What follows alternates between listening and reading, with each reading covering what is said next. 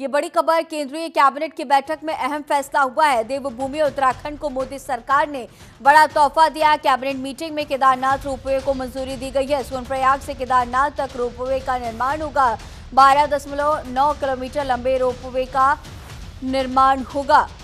4081 करोड़ रुपए की लागत से ये रोपवे बनाया जाएगा। तो केंद्र सरकार ने यह बड़ा तोहफा दिया है। सोनप्रयाग से लेकर के केदारनाथ तक इस रोपवे का निर्माण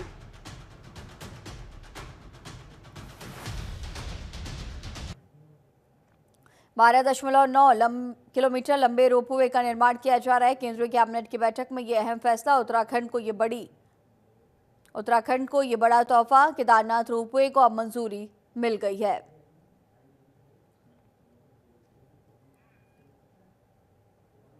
इसीलिए एक साथ सारे डिटेल्स यहाँ पे रख दिए।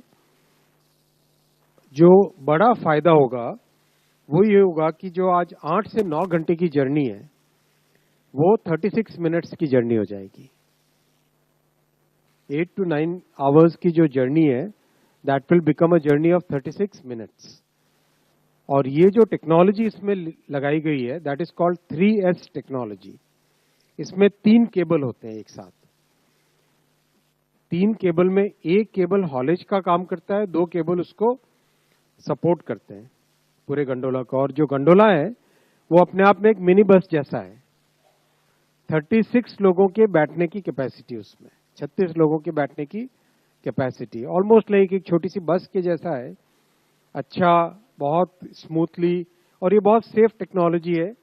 दुनिया के जो जाने माने टेक्नोलॉजी प्रोवाइडर्स हैं ऑस्ट्रिया के और फ्रांस के, उन लोगों के साथ मिलके इसको पूरे को डिजाइन किया गया है। सुविधा रहेगी।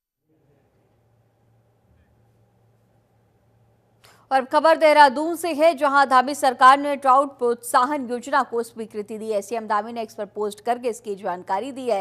सीएम ने पोस्ट में लिखा कि हमारी सरकार द्वारा किसानों को आर्थिक रूप से सशक्त बनाने और कृषि क्षेत्र में नए रोजगार अवसरों का सृजन करने के उद्देश्य से 200 करोड़ की ट्राउट प्रोत्साहन योजना को स्वीकृति प्रदान की गई है।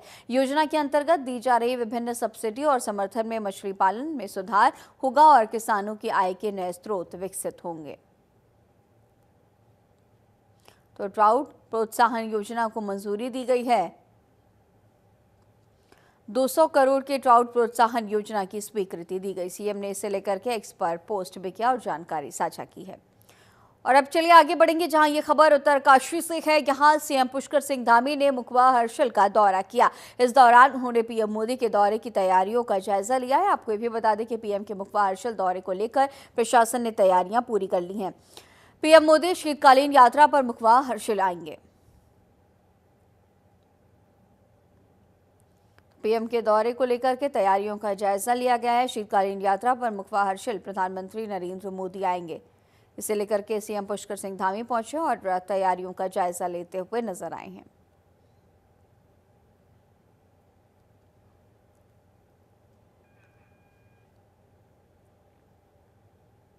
और रुड़की के नेहरू स्टेडियम पहुंचे मंत्री गणेश जोशी ने विकसित भारत विकसित उत्तराखंड के तहत चल रही प्रदर्शनी का अवलोकन किया। इस दौरान उन्होंने कार्यक्रम में तरह तरह के स्टॉल का भी अवलोकन किया है। मंत्री गणेश जोशी ने कहा कि ये प्रदर्शनी प्रधानमंत्री नरेंद्र मोदी के सपने को साकार कर रही है। प्रदर्शनी के दौरान केंद्र और प्रदेश सरकार की योजनाओं का प्रदर्शन हुआ। यहाँ की जनता और युवा इससे प्रेरणा जरूर लेंगे। वहीं उन्होंने रुड़की में बैठक के दौरान पत्रकारों को धक्के देकर बाहर निकालने के सवाल पर कहा कि अगर ऐसी कोई गलतफहमी हुई तो उसको दूर करना चाहिए।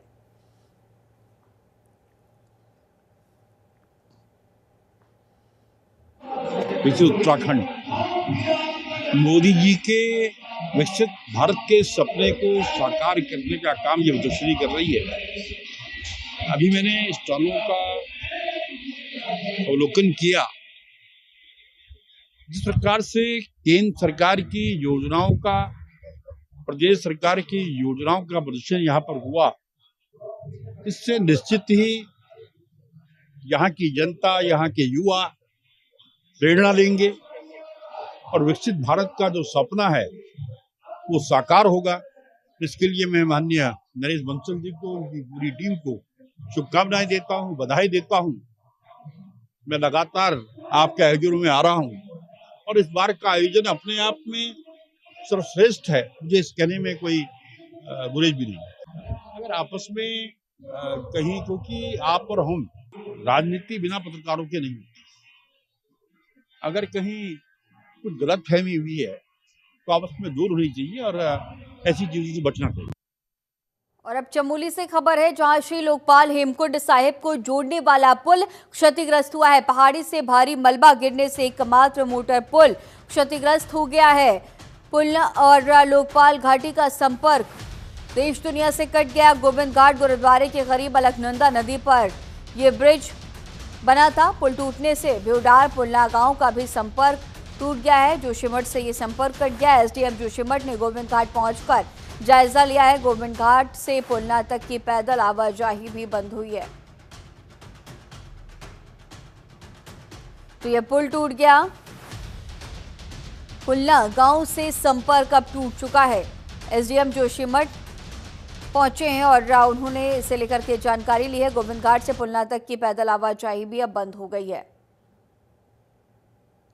तो गुरुद्वारे के पास अलकनंदा नदी पर यह ब्रिज बना हुआ था, जो कि अब टूट गया है, जिससे कई गांवों के संपर्क टूट गए हैं। हेमकुंड साहिब को जोड़ने वाला पुल क्षतिग्रस्त हो गया है। मलबा गिरने से एकमात्र मोटर पुल क्षतिग्रस्त है। कई गांवों का संपर्क भी टूट गया। देखिए, जो आज मॉर्निंग में खबर आई है कि लैंडस्लाइड से हेमकुंड को जोड़े जाने वाला पुल गोविंद घाट के पास क्षतिग्रस्त हो गया है, जो कि पीडब्ल्यूडी द्वारा निर्मित था और किसी प्रकार की कोई जनहानि नहीं है। मौके पर प्रशासन, स्वास्थ्य, पुलिस, एसडीआरएफ की टीम रवाना हो चुकी है और अभी प्राथमिकता पुलना गांव को लोगों को बेसिक फैसिलिटीज़ उपलब्ध कराने की है और यात्रा शुरू होने में अभी समय है। और जो पीडब्ल्यूडी डिपार्टमेंट है, उनके अधीक्षण अभियंता मौके की स्टडी करने के लिए निकल चुके हैं और शाम तक वो एक अपना सॉल्यूशन प्लान बताएंगे हम लोगों को, जिसको हायर अथॉरिटीज़ को फॉरवर्ड किया जाएगा। और आशा है कि ये यात्रा से पूर्व जो है हमारा पुल भी बन जाएगा और यात्रा सुचारू रूप से संपन्न हो सकेगी। और उत्तराखंड के पूर्व सीएम हरीश रावत ने पंजाब में चल रहे किसानों के प्रदर्शन पर आम आदमी पार्टी और केजरीवाल पर जमकर हमला बोला। उन्होंने कहा कि आम आदमी पार्टी और अरविंद केजरीवाल कभी भी किसानों के समर्थक नहीं रहे। केजरीवाल किसी भी मुद्दे पर तभी बात करते हैं जब उन्हें उससे कोई फायदा होता है। इसीलिए पंजाब में आम आदमी पार्टी और बीजेपी में कोई फर्क नहीं है। आप कभी भी किसान समर्थक नहीं रही। किसानों के लिए केजरीवाल साहब का ही अपना कोई कंसेप्ट नहीं है। ये तो बोरोड कंसेप्ट पे जिस समय जो पॉलिटिकली उनके लिए कन्वीनियंट होता है तो उस पर बात करते हैं। और इसलिए पंजाब के अंदर क्या अंतर रह गया मान साहब में और मोदी साहब में? यदि किसानों का अपमान ही करना है तो एक लगातार उनकी अनसुनी करके उनको तड़फा करके उनका अपमान कर रहे हैं, और दूसरी तरफ जो है मान है जो उनकी बात सुनना नहीं चाहते और बीच में मीटिंग छोड़ करके चले जाते हैं। उनको फटकारता। मान साहब को किसानों के साथ खड़ा होना चाहिए, उनसे अपेक्षा की जाती है। पंजाब का किसान नहीं, देश का किसान इस बात की अपेक्षा करता है कि वो किसानों के साथ खड़े होंगे। और एक तरफ आप अन्नदाता कहते हैं और दूसरी तरफ आप अपमान करेंगे, चाहे वो केंद्र की सरकार हो या किसी राज्य की सरकार हो। किसी भी सरकार को किसानों का अपमान करने का कोई अधिकार नहीं है। और खबर देहरादून से है, जहां बीजेपी का संगठन चुनाव चल रहा है। हाल ही में बीजेपी ने अपने सभी मंडल अध्यक्षों के नामों की घोषणा की थी। इसके बाद अब बारी बारी जिला अध्यक्षों की घोषणा करने की है, जिसे लेकर तमाम तैयारियां चल रही हैं और चयन प्रक्रिया भी तेज है। इसी को लेकर बीजेपी प्रदेश अध्यक्ष महेंद्र भट्ट का कहना है कि बीजेपी का संगठन पर्व चल रहा है और जिला अध्यक्षों के निर्वाचन की तैयारियां भी चल रही हैं। आपको ये भी बता दें कि पर्यवेक्षकों ने जो रिपोर्ट दी है उसको केंद्रीय बीजेपी ऑफिस को भेज दिया गया। जल्दी ही जिला अध्यक्षों के नामों की भी घोषणा हो जाएगी।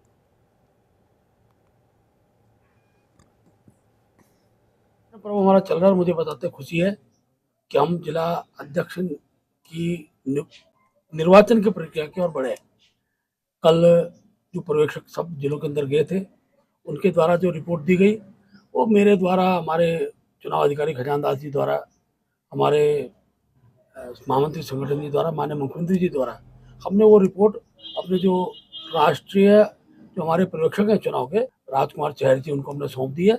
और मुझे लगता है कि बहुत जल्दी उनके द्वारा भी सब प्रकार की चर्चाओं के बाद और विधिवत रूप से हम प्रदेश के जो जिले के अध्यक्ष की घोषणा कर देंगे, और उसके बाद प्रदेश अध्यक्ष के चुनाव की विधिवत घोषणा केंद्र द्वारा होगी। उसकी तिथि भी आप सबके सम्मुख होगी। और देहरादून में जिला एवं महानगर अध्यक्षों की बैठक के बाद कांग्रेस कार्य समिति के सदस्य गुरदीप सिंह सप्पल, प्रदेश अध्यक्ष करण माहरा, यशपाल आर्य समेत कांग्रेस के वरिष्ठ नेताओं ने प्रेस कॉन्फ्रेंस की। इसमें सीडब्ल्यूसी सदस्य गुरदीप सिंह सप्पल ने कहा कि लोगों के वोट काटकर फर्जी वोटों के माध्यम से बीजेपी चुनाव जीत रही है। केदारनाथ उपचुनाव और नगर निगम चुनाव में बीजेपी वोटर लिस्ट से वोटर्स का नाम भी गायब करा दिया है। कांग्रेस अब लोगों के बीच जाकर उन्हें ये बताएगी कि बीजेपी उनके मौलिक अधिकारों का हनन कर रही है। ना तो चुनाव आयोग पर, ना चुनाव प्रक्रिया पर, ना मतदाता पर कोई अविश्वास दिखा रहे हैं। नेता विपक्ष लोकसभा में और कांग्रेस पार्टी के पूर्व अध्यक्ष राहुल गांधी जी ने लोकसभा में इस बात को उठाया और पूरे जोर तरीके से ये उठाया कि हम लोग विधिवत रूप से कई बार चुनाव आयोग के पास गए, प्रतिनिधिमंडल लेकर, मैं खुद हर एक डेलीगेशन का हिस्सा रहा।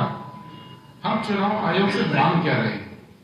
हम केवल एक चीज मांग रहे हैं कि हमको आप वोटर लिस्ट इलेक्ट्रॉनिक फॉर्म में एक जगह दे दीजिए। ये इतनी बड़ी डिमांड तो नहीं है जिसको कि ना माना जा सके। एक पॉलिटिकल पार्टी जिसने देश के ऊपर करीब 50 साल तक सत्ता हमारे पास रही, 21 करोड़ भारतवासियों ने पिछले लोकसभा चुनाव में हमको वोट दिया। अगर वो पॉलिटिकल पार्टी केवल इतनी सी मांग कर रही है। और अब खबर काशीपुर से है, जहां सिख समाज के लोगों ने ऋषिकेश में सिख युवक के साथ मारपीट के मामले में सीएम के नाम संबोधित ज्ञापन उप जिलाधिकारी को सौंपा है। सिख समाज ने मांग की है कि ऐसे अपराधियों को तुरंत गिरफ्तार करके सजा दी जाए। इस दौरान बीजेपी के प्रदेश महामंत्री गुरविंदर सिंह चंडोक ने कहा कि इस घटनाओं से पूरे समाज में आक्रोश व्याप्त है। आपको ये भी बता दें कि सिख समाज का कहना है कि युवक के साथ धार्मिक भावनाएं आहत करने वाली हरकतें की गई हैं।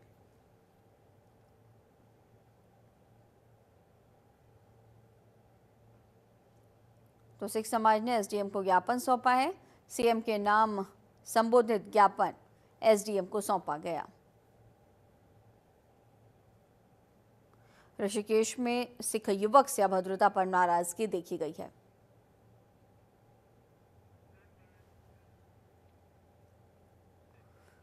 और उत्तरकाशी के मुखबा में मां गंगा के शीतकालीन प्रवास पर प्रधानमंत्री नरेंद्र मोदी के 1 दिवसीय दौरे को लेकर स्थानीय लोगों में काफी उत्साह है। मां गंगा के मायके मुखबा और वाइब्रेंट विलेज हर्षिल की यात्रा के लिए जिला प्रशासन तैयारियों में लगा है। ऐसा माना जा रहा है कि प्रधानमंत्री इस यात्रा पर देवभूमि के पारंपरिक परिधान में नजर आ सकते हैं। स्थानीय व्यक्ति ने प्रधानमंत्री को यात्रा के दौरान भोटिया और किन्नौरी जनजाति के लोगों द्वारा तैयार किए स्थानीय उत्पाद भेंट करने की योजना भी बनाई है।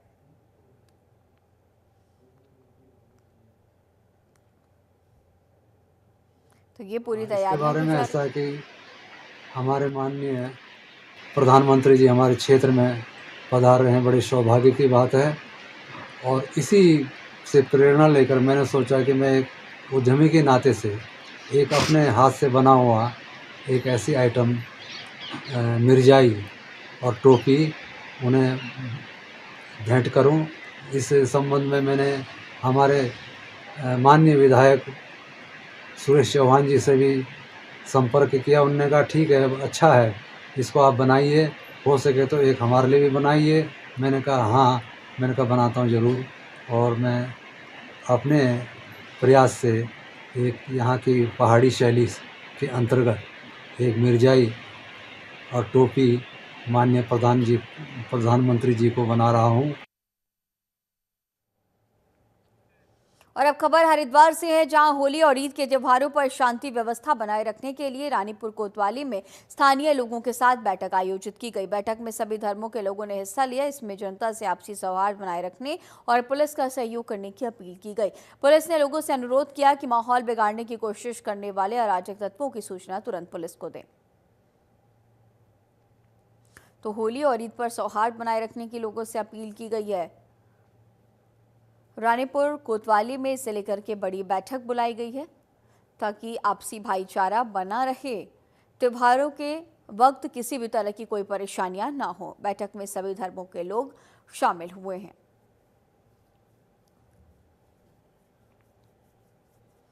और इस दौरान प्रशासनिक अमले ने होली और ईद पर सौहार्द बनाए रखने की, आपसी भाईचारा बनाए रखने की लोगों से अपील की है।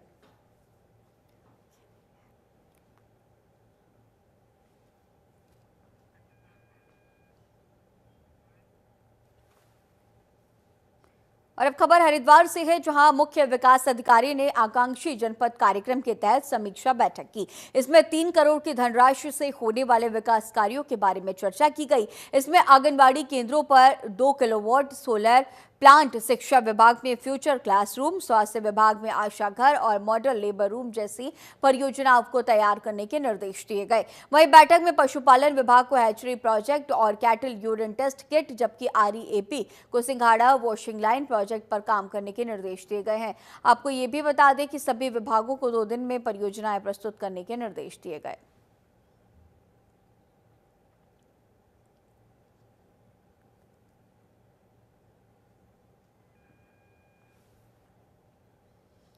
और अब खबर देहरादून से है, जहां उत्तराखंड शासन ने 5 IPS अधिकारियों के ट्रांसफर किए। आदेश के मुताबिक मुकेश कुमार को AIGP एंड M से DIG PAC बनाया गया है। वहीं धीरेन्द्र गुंजयाल को ADG कारागार से DIG क्राइम और कानून व्यवस्था की जिम्मेदारी दी गई। इसके अलावा रचिता जोयाल को पुलिस मुख्यालय से SP सतर्कता अधिष्ठान में नियुक्त किया गया है। जितेंद्र मेहरा को Haridwar ASP crime and traffic से SP क्राइम एंड ट्रैफिक बनाया गया। इसके साथ ही निहारिका तोमर को ASP क्राइम एंड ट्रैफिक से SP क्राइम एंड ट्रैफिक बनाया गया।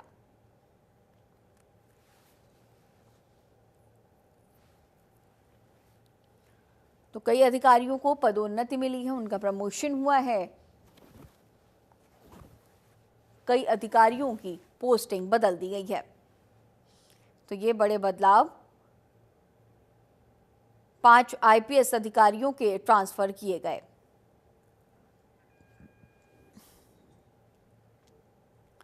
और काशीपुर का चैती मेला एक बार फिर अपनी पुरानी पहचान में लौट रहा है। यहाँ बीते साल में दुकानों के स्थान बदल गए थे, वहीं इस बार फिर से मेला अपने पारंपरिक स्वरूप में लगेगा। इससे लेकर प्रशासन ने तमाम तैयारियां तेज कर दी। अधिकारी मुआयना कर चुके हैं, जल्द ही टेंडर प्रक्रिया भी पूरी होने वाली है। उत्तर प्रदेश की सीमा पर बसे काशीपुर का चैती मेला सिर्फ एक मेला नहीं, बल्कि आस्था, व्यापार और मनोरंजन का महाकुंभ है। वहीं इसे लेकर प्रशासन का भी भरपूर सहयोग मिल रहा है।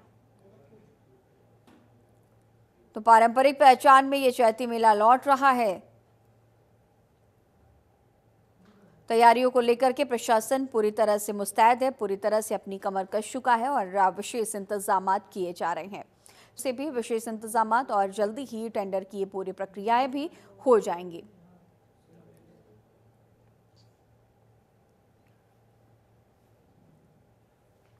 नगर निगम काशीपुर ने इसे लेकर के विशेष इंतजाम किए हैं। सभी तैयारियां लगभग पूरी हो चुकी हैं। मेले का इस वर्ष का जो आयोजन है 2025 का, ये 30 मार्च से लेके 27 अप्रैल तक रहेगा। इसमें जिलाधिकारी महोदय की अध्यक्षता में जो बैठक होती है वो हो गई है।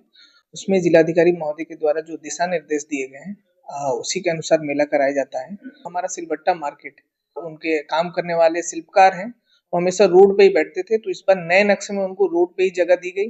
जो हमारा गोविशण का टीला है उधर की तरफ जो पुराने 2019 से पहले जो नक्शा हुआ करता था जहाँ पे झूले रखते थे, तो अब उस साइड पे झूले लगेंगे। जो मुख्य समस्या रहती है मेले के समय, पार्किंग हमारी छोटी पड़ जाती थी, तो पार्किंग के एरिया को भी बढ़ा दिया गया है। टेंडर की प्रक्रिया प्रारंभ कर देंगे और हर वर्ष की तरह जैसे टेंडर होता है उसे टेंडर करा के एक अच्छा मेले के आयोजन करने का हम लोग प्रयास करेंगे। और ये प्रयास करेंगे जो पुरानी उसका जो स्वरूप है वो बचा रहे और अधिक से अधिक यहाँ पे श्रद्धालु आए और उनको किसी प्रकार की कोई समस्या ना हो। और लक्सर में नशा तस्करों पर पुलिस की कार्रवाई लगातार जारी है। पुलिस ने बिजोपुरा तिराहा के पास से नशा तस्कर को 18 ग्राम स्मैक के साथ गिरफ्तार किया है। तस्कर मंगलौर क्षेत्र में स्मैक की सप्लाई करने जा रहा था। इस दौरान पुलिस ने आरोपी मोहसिन को गिरफ्तार कर लिया। आरोपी के खिलाफ NDPS एक्ट के तहत मामला दर्ज कर लिया गया है। साथ ही उसके क्राइम रिकॉर्ड की भी जाँच की जा रही है। आपको ये भी बता दें कि तस्कर के पास से एक इलेक्ट्रॉनिक तराजू भी बरामद हुआ है।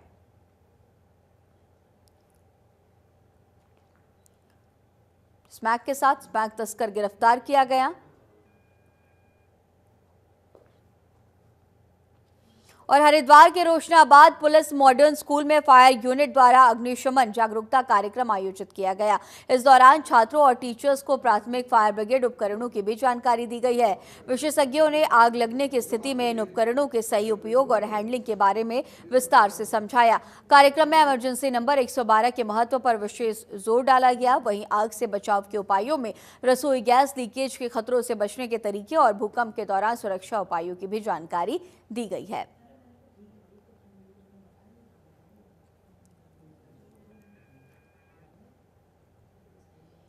हरिद्वार के गंगा घाटों पर श्रद्धालु जहां आस्था की डुबकी लगाते हैं, वहीं कुछ असामाजिक तत्व मां गंगा की पवित्रता से खिलवाड़ कर रहे हैं। बाहर से आने वाले कुछ लोग यहां शराब पीकर माहौल खराब कर रहे हैं। इससे धार्मिक स्थल की गरिमा धूमिल हो रही है। हाल ही में एक वीडियो वायरल हुआ जिसमें कुछ लोग गंगा जी के घाट पर खुलेआम शराब पीते हुए नजर आ रहे हैं। इस कृत्य से न सिर्फ श्रद्धालुओं की भावनाओं को ठेस पहुंची है, बल्कि घाटों की स्वच्छता और धार्मिक मर्यादा भी खतरे में पड़ गई है। हरिद्वार प्रशासन से मांग की जा रही है कि ऐसे लोगों के खिलाफ सख्त कार्रवाई की जाए।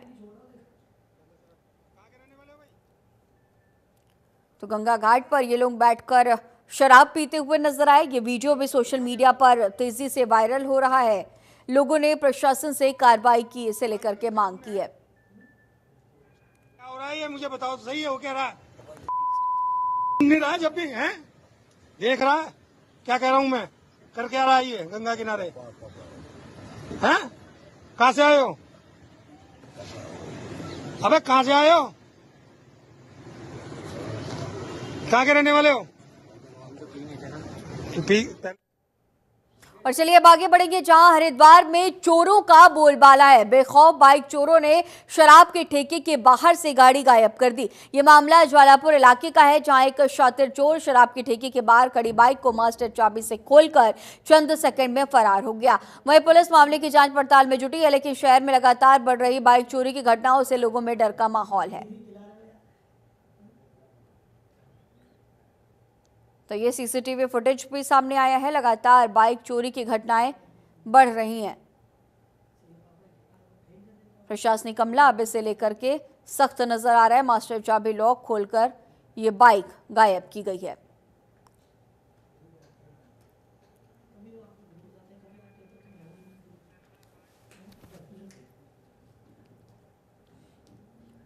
और उत्तराखंड के इस खास बुलेटिन में फिलहाल इतना ही। खबरों का सिलसिला लगातार जारी रहेगा। बने रहिए जनतंत्र